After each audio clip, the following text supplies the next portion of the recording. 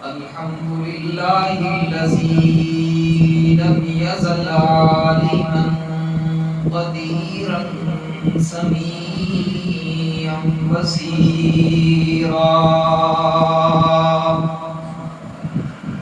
والصلاة والسلام على سيد الرسل وخاتم الأنبياء وعلى آله وأصحابه الأنبياء أما بعد فأعوذ بالله من الشيطان الرجيم بسم الله الرحمن الرحيم قل إن كنتم تحبون الله فاتبعوني يحببكم الله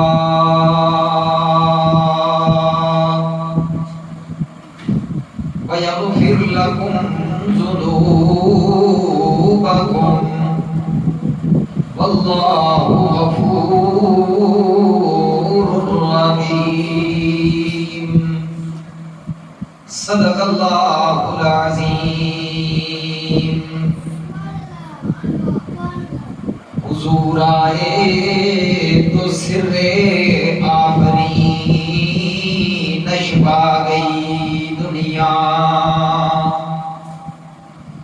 حضور آئے تو سر آفرین نشبا گئی دنیا اندھیروں سے نکل کر روشنی میں آ گئی دنیا تجھے چہروں سے زنگ اترا تجھے چہروں سے زنگ اترا سد چہروں پہ نور آیا حضور آئے تو انسانوں کو جینے کا شعور آیا واجب الاحترام قابل قدر علماء کرام اور میرے لیے انتہائی معزز اور محترم عزیز طلباء کرام السلام علیکم ورحمۃ اللہ وبرکاتہ۔ آج اللہ کے فضل و کرم سے جس موضوع کو میں آپ کی نظر پیش کرنا چاہتا ہوں وہ موضوع بڑا اہم ہے، بڑا عظیم الشان موضوع ہے کہ جس کے اندر رب تعالی فرما رہے ہیں کہ میرے محبوب پیغمبر کی اطاعت کرنے والے در حقیقت میں رب تعالی کی اطاعت کرنے والے ہیں۔ آج میں جس موضوع کو لایا ہوں وہ ہے اطاعت مصطفیٰ، اطاعت رسول، اطاعت نبی، یعنی نبی صلی اللہ تعالی علیہ وسلم کی اطاعت کس طرح کی جائے، کس طریقے سے کی جائے۔ یہ موضوع بڑی اہمیت کا حامل ہے، بڑا عظیم موضوع ہے۔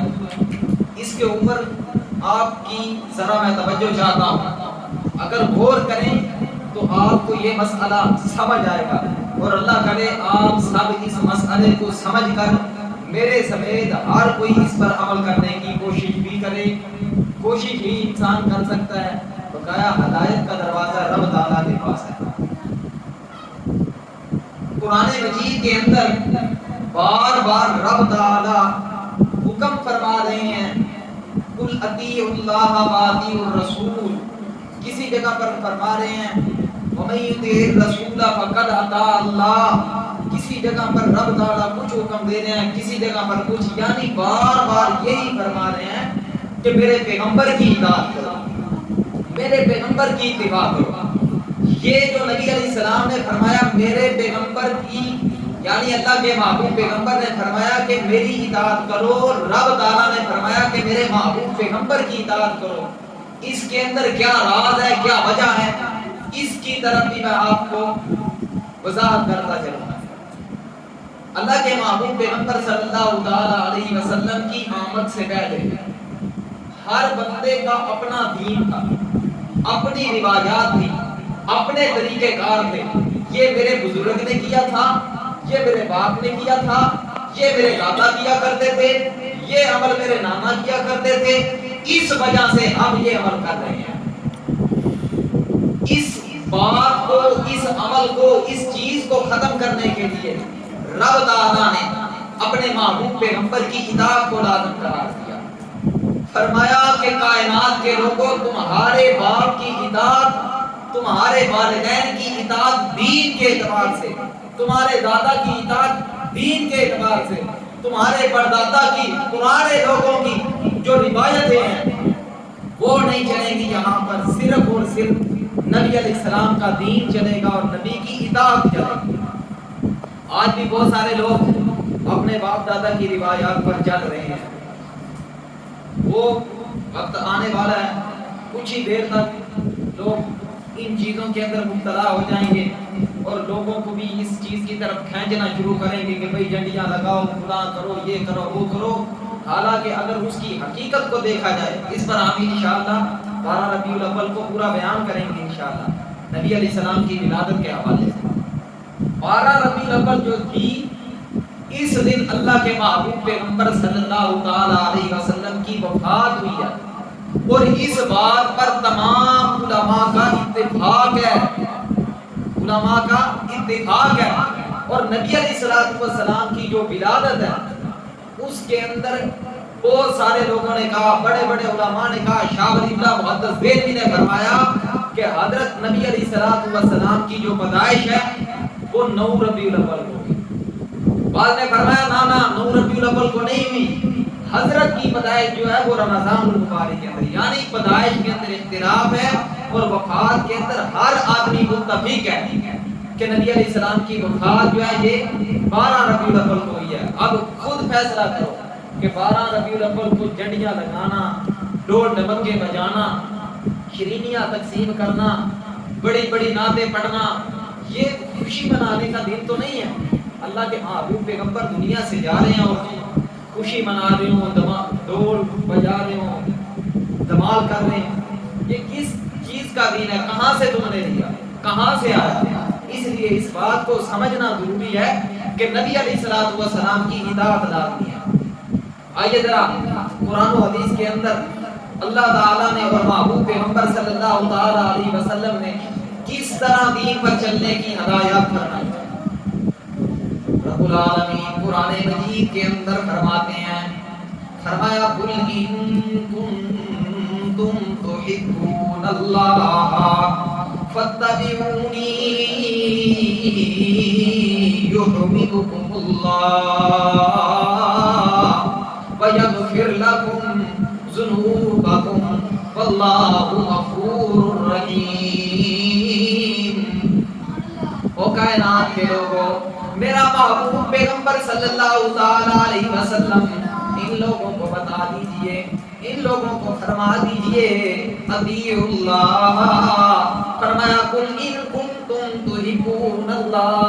او کائنات کے لوگوں، اگر تم چاہتے ہو کہ رب تعالیٰ تم سے محبت کرے، اگر تم چاہتے ہو کہ رب تعالیٰ کی رحمتیں تم پر نازل ہوں، اگر تم چاہتے ہو کہ رب تعالیٰ تم سے راضی ہو جائے، اگر تم چاہتے ہو کہ رب تعالیٰ کی برکتوں کا نزول ہم پر ہو، فرمایا ان کنتم تحبون اللہ،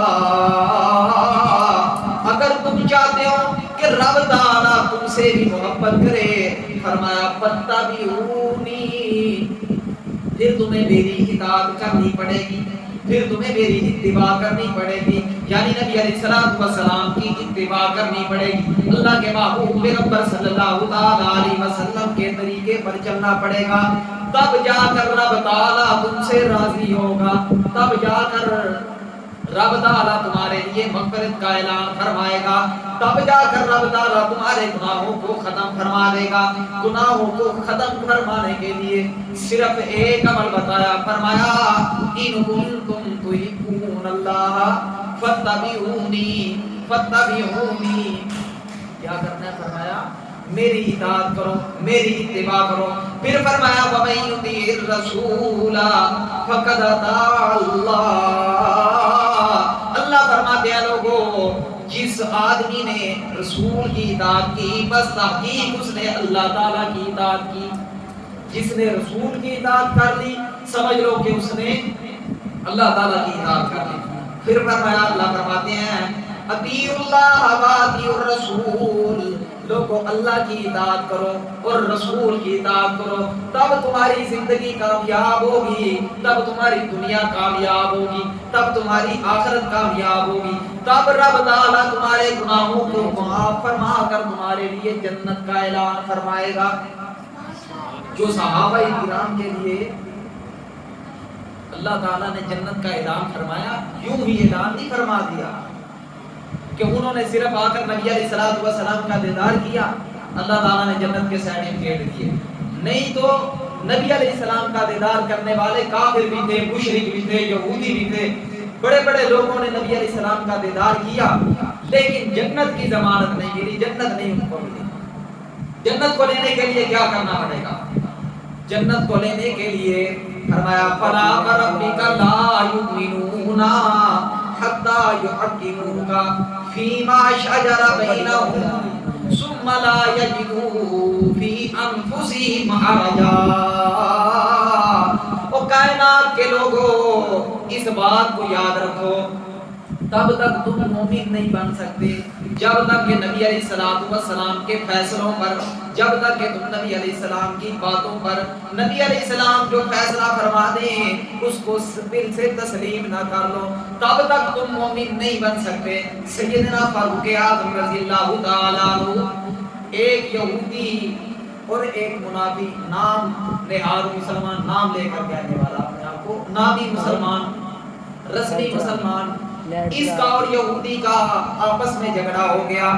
یہ جھگڑا لے کر ایک یہودی جو ہے یہ کہتا ہے کہ جھگڑا لے کر رسول اللہ کی خدمت میں جانا ہے، دوسرا اب منافق کیا کہتا ہے؟ منافق کہتا ہے نانا کعب بن اشرف کے پاس جاتے ہیں، وہ آپ کا امام ہے، وہ صحیح فیصلہ کرے گا۔ یہاں پر یہودی کیا کہہ رہا ہے؟ اس نے کہا نہیں، ہم آپ کے امام کے پاس جائیں گے جو آپ کا نبی ہے، ہم اس کے پاس جاتے ہیں، وہاں سے فیصلہ کرواتے ہیں، چلے گئے۔ آخرکار اس بات پر انہوں نے اتفاق کیا کہ رسول خدا صلی اللہ علیہ وسلم سے فیصلہ فرماتے ہیں۔ اللہ کے محبوب پیغمبر صلی اللہ علیہ وسلم کے پاس گئے۔ یہودی اصل میں سچا تھا، اس لیے کہہ رہا تھا کہ سچے کے پاس جاتے ہیں، منافق جو تھا وہ جھوٹا تھا، اس لیے کہہ رہا تھا کہ جھوٹے کے پاس جاتے ہیں۔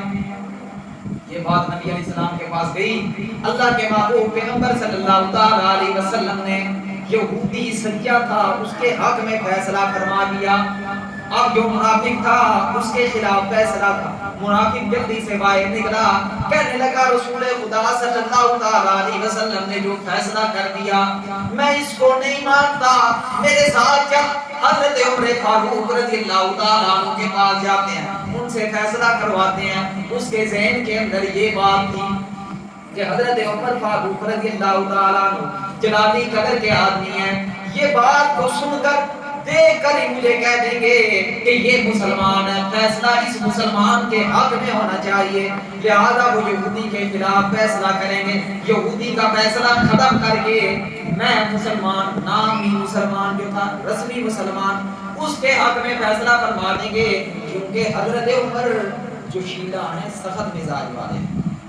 وہ چلا گیا، جا کر فرمانے لگا اے حضرت ہمارے درمیان فیصلہ فرمائیے، اس طریقے سے ہمارے درمیان جھگڑا ہوا۔ اب وہ یہودی یہ باتیں سن رہا ہے، یہودی نے کہا اے فاروق اعظم رضی اللہ تعالیٰ عنہ، اس سے پہلے، اس بات سے پہلے ہم آپ کے محبوب پیغمبر حضرت رسول خدا صلی اللہ تعالیٰ علیہ وسلم کے پاس گئے تھے، انہوں نے یہ فیصلہ میرے حق میں فرما دیا۔ کیا کیا؟ یہ فیصلہ میرے حق میں فرما دیا۔ حضرت عمر نے پوچھا کیا اسی طرح بات ہے؟ منافق کہنے لگا جی اسی طرح ہی بات ہے، نبی علیہ السلام نے فیصلہ اس کے حق میں کیا ہے۔ حضرت عمر فاروق رضی اللہ تعالیٰ عنہ نے فرمایا خیر جو پھر میں آپ کا فیصلہ کرتا ہوں۔ اللہ کے رسول پیغمبر صلی اللہ تعالیٰ علیہ وسلم کے صحابی رسول حضرت عمر فاروق رضی اللہ تعالیٰ عنہ کا ایمانی جذبہ اتنا زیادہ تھا، ایمان اتنا زیادہ تھا، فرمانے لگے ٹھہر جاؤ میں آپ کا فیصلہ ابھی کرتا ہوں۔ حضرت عمر گھر تشریف لے گئے، تلوار لے کر آئے، آ کر اس منافق کی گردن کو جدا کر دیا اور فرمایا جو میرے محمد کریم کے فیصلے کو نہ مانے اس کا حال یہی ہے، یعنی اسے قتل کر دیا جائے۔ جو نبی علیہ السلام کے فیصلے کو نہ مانے اس کو قتل کر دیا جائے۔ یہودی منافقین جمع ہوئے، آ کر نبی علیہ السلام کی مجلس میں کہنے لگے کہ عمر نے ہمارے بندے کو قتل کر دیا ہے، ہمیں قصاص لے کر دو۔ یہ باتیں ہوئی، اللہ کے محبوب عمر بڑے پریشان ہوئے۔ حضرت عمر فاروق رضی اللہ تعالیٰ عنہ کو پیغام بھیجا کہ ہمارے پاس آؤ۔ نبی علیہ السلام نے حضرت عمر تشریف لائے، اللہ کے محبوب پیغمبر نے پوچھا، جواب دینے ہی لگے تھے کہ رب تعالیٰ کا قرآن نازل ہو گیا۔ فرمایا فلا وربک لا یؤمنون حتی یحکموک فیما شجر بینہم ثم لا یجدوا فی انفسہم حرجا۔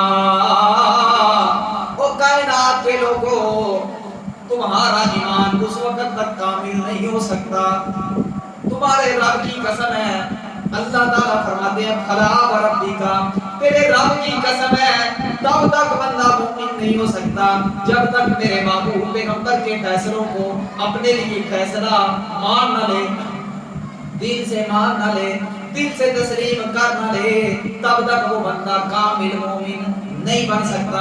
اسی طرح سنتے جائیے حضرت انصاری صحابی رضی اللہ تعالیٰ عنہ کا ایمانی جذبہ دیکھیے کس طرح ان کا ایمان تھا، کس طرح ان کے دلوں کے اندر نبی علیہ السلام کی محبت رس بس گئی۔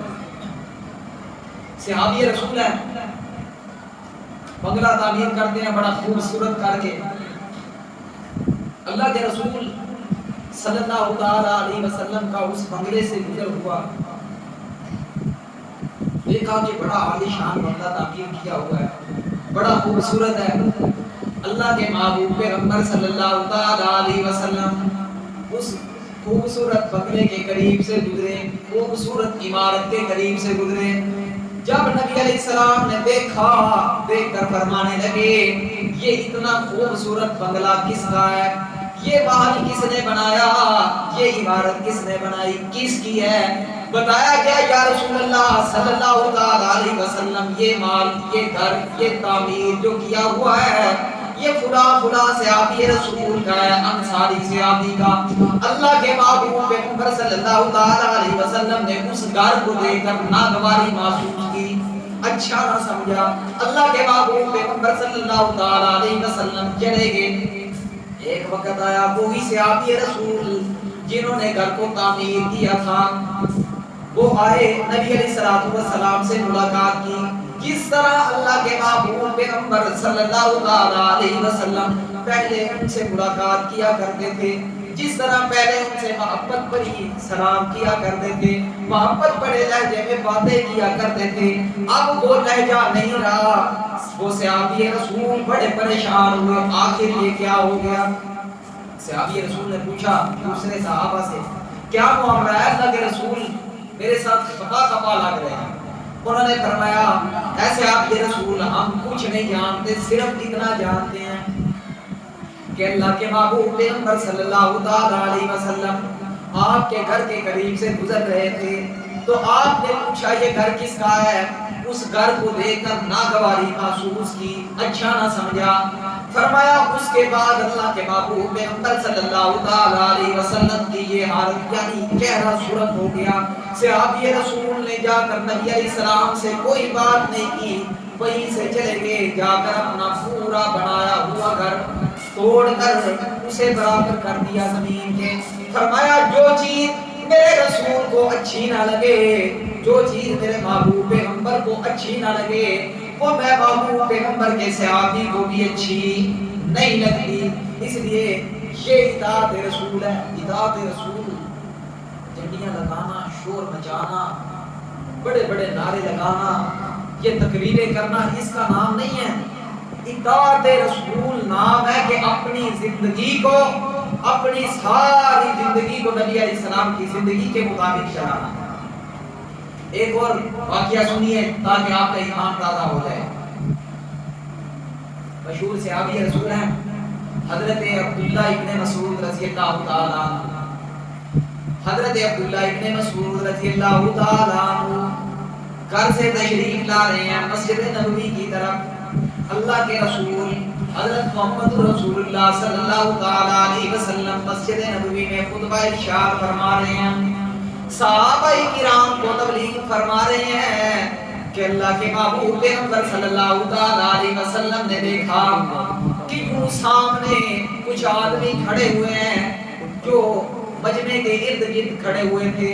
اللہ کے محبوب پیغمبر صلی اللہ تعالی علیہ وسلم نے تقریر کے دوران, خطبے کے دوران فرما دیا اجلس, وہ میرے صحابہ بیٹھ جاؤ, میرے صحابہ بیٹھ جاؤ. حضرت عبداللہ ابن مسعود رضی اللہ تعالی عنہ گھر سے تشریف لا رہے تھے. اللہ کے محبوب پیغمبر صلی اللہ تعالی علیہ وسلم کے صحابی رسول کی اطاعت دیکھیے, آپ کا ایمان تازہ ہو جائے گا. جب آواز کان کے اندر پڑی اجلس, حضرت ابن مسعود جو ہیں ابھی تک مسجد نبوی میں داخل نہیں ہوئے, مسجد سے باہر ہیں, روڈ پر ہیں. بعض روایتوں میں آتا ہے کہ اللہ کے محبوب پیغمبر صلی اللہ تعالی علیہ وسلم کے صحابی رسول ابھی جوتیوں والی جگہ پر پہنچے تھے. جب آواز پہنچی اجلس تو وہیں پر بیٹھ کے کہ اللہ کے محبوب پیغمبر کی آواز آ چکی ہے کہ بیٹھ جا. آواز آئی ہے کہ بیٹھ جا. مجھے اب یہ بھی اچھا نہیں لگتا کہ اللہ کے محبوب پیغمبر کی مجھے آواز آئے, حکم ہو کہ بیٹھ جا, میں اس بات کو چھوڑوں. یہ اطاعت رسول ہوتی ہے, یہ اطاعت رسول ہوتی ہے. اطاعت رسول جب آ جائے تو پھر یہ تکبر, یہ بدماشی, یہ چال کا الگ الگ طریقے سے چلنا یہ بندے کے اندر سے نکل جاتا ہے. ایک صحابی رسول ہیں, بڑے مشہور صحابی ہیں, حضرت جسامہ رضی اللہ تعالی عنہ. اللہ کے محبوب پیغمبر صلی اللہ تعالی علیہ وسلم کے صحابی رسول ہیں. ایک مرتبہ یہ شاہ ایران کے پاس گئے, یہ سفیر بن کر شاہ ایران کے پاس گئے. وہاں جا کر اپنا لشکر لے کر شاہ ایران کے پاس جا پہنچے تو شاہ ایران نے دیکھا کہ یہ صحابہ کرام کی ایک مجلس آئی ہے, لہذا انہیں میں مرحوم کروں. اور کس طرح مرحوم کروں؟ اس نے حضرت جسامہ کے لیے سونے کی کرسی لگوا دی. کس کی کرسی؟ پتل کی نہیں, لوہے کی نہیں, چاندی کی نہیں. کس کی کرسی لگوائی؟ سونے کی کرسی. سونے کی کرسی لگوائی تاکہ میں ان کا ادب و احترام کر سکوں, تاکہ میں ان کی عزت کر سکوں, تاکہ میں ان کی شان و عظمت کو اجاگر کر سکوں. انہیں مرغوب کرنے کے لیے سونے کی کرسی لگوا دی. جب حضرت تشریف لائے, جلدی کے اندر آئے, پتہ نہیں چلا, اس سونے کی کرسی کے اوپر بیٹھ گئے. جب بیٹھے اس کے بعد پتہ چلا کہ یہ تو سونے کی کرسی ہے. حضرت اسی وقت کھڑے ہو گئے. کون ہے؟ صحابی رسول ہے. اسی وقت کھڑے ہو گئے. فرمایا جب وہ بادشاہ سامنے بیٹھا دیکھ رہا تھا, اس نے یہ حالات دیکھ کر صحابی رسول کے مسکرانے لگ گیا. کہنے لگا میں نے تو آپ کا ادب کیا ہے, میں نے تو آپ کا اکرام کیا ہے سونے کی کرسی کے ساتھ, آپ کو کیا ہو گیا, آپ کیوں کھڑے ہو گئے ہیں؟ فرمایا میں اس لیے کھڑا ہو گیا کہ اللہ کے محبوب پیغمبر صلی اللہ تعالی علیہ وسلم نے مرد کے لیے سونے کو حرام قرار دیا ہے. کس یہ چھوٹی سی بات ہے, اور شاید بڑے بادشاہ کے سامنے بیٹھے ہوئے ہیں, اللہ کے محبوب پیغمبر کے صحابی ہیں, لیکن اس کے باوجود بھی دل کے اندر کیا ہے؟ محبت مصطفیٰ ہے, اطاعت مصطفیٰ ہے. اطاعت مصطفیٰ بندے کے اندر اس وقت آتی ہے جب نبی علیہ الصلوۃ والسلام کی سیرت کو پڑھ کر نبی علیہ الصلوۃ والسلام کی سیرت کے مطابق اپنی زندگی کو چلاتا ہے. بڑی مثالیں ہیں, بڑی باتیں ہیں, آدمی کرتا جائے تو ختم نہیں ہوتی، وقت مختصر رہ چکا ہے، میں بات کو ختم کرنا چاہتا ہوں۔ حضرت حذیفہ بن یمان رضی اللہ تعالیٰ عنہ، یہ صحابی رسول ہے۔ ایک مرتبہ نبی علیہ السلام نے ان کو سفیر بنا کر بھیجا کہ جاؤ کیسر و کسریٰ کے بادشاہ کے پاس سفیر بن کر جاؤ، انہیں جا کر میرا پیغام دو۔ اللہ کے محبوب پیغمبر نے کوئی پیغام دیا، صحابی رسول وہاں پہنچے تو اس بادشاہ نے حضرت کے لیے بڑا پرتکلف انتظام کیا، طرح طرح کے کھانے رکھے، بڑے بڑے وزیروں کو بلوایا کہ آ جاؤ یہ مرغوب ہو کر دین کو چھوڑ دیں۔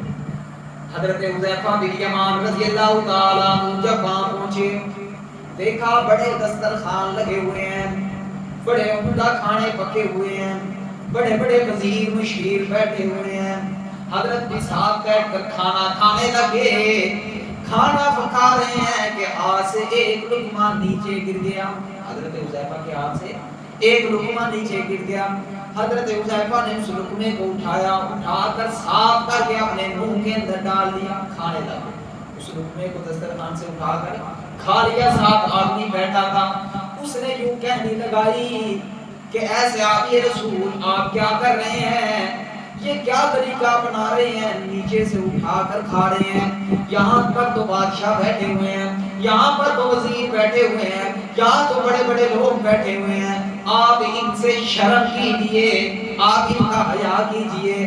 حضرت صحابی رسول حذیفہ فرماتے ہیں کیا میں ان بے وقوفوں کی وجہ سے اپنے محبوب پیغمبر کی سنت کو چھوڑ دوں؟ فرمایا ان بے وقوفوں کی عزت کو، ان بے وقوفوں کا ادب میں چھوڑ سکتا ہوں، ان کی حیا چھوڑ سکتا ہوں، اللہ کے محبوب پیغمبر کی سنت کو نہیں چھوڑ سکتا۔